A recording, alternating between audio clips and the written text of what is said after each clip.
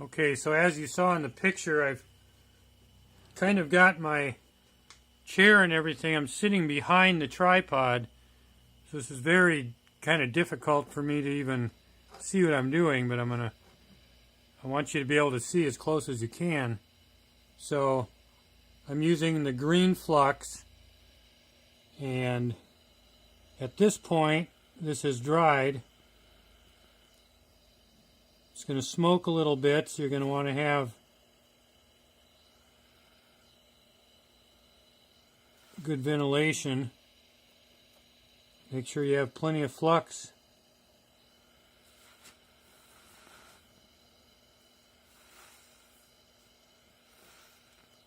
There we go. So what I've done is I've taken hard sheet solder. You could use wire solder. I certainly wouldn't use paste solder. In fact, I can't even imagine trying to do that. But you want to pick up, I cut these a little bigger than normal, hoping you could see. In fact, maybe I can make this bigger. A little bit here, so you can see better. Okay. So you want to set the solder right down between the two heads.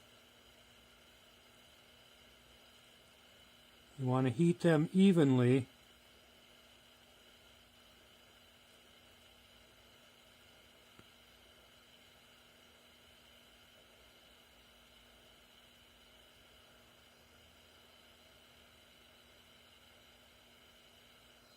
There, bridged right across there really nicely.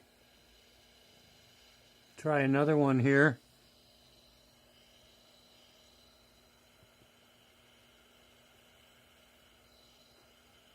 Can just barely get my torch in front of the tripod pole here.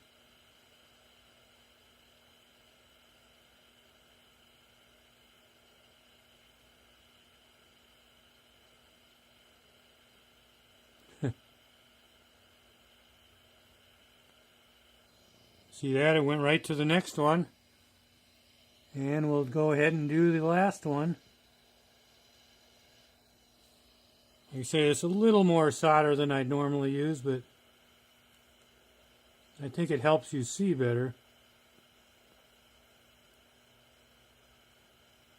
So if the solder kind of jumps to one side, then come over to the other side and pull it back over. Okay, so at this point, everything is soldered really well.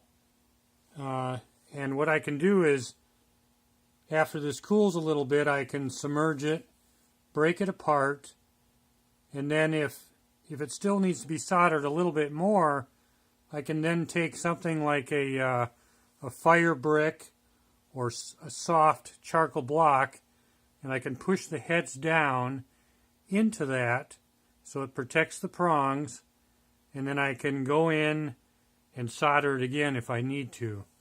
But and one other thing I did is, before I soldered, I took a sharp tool and I went around and I just cleaned up around the heads to get any extra investment off of there so that it was nice and clean. So I guess that's about it. Thank you.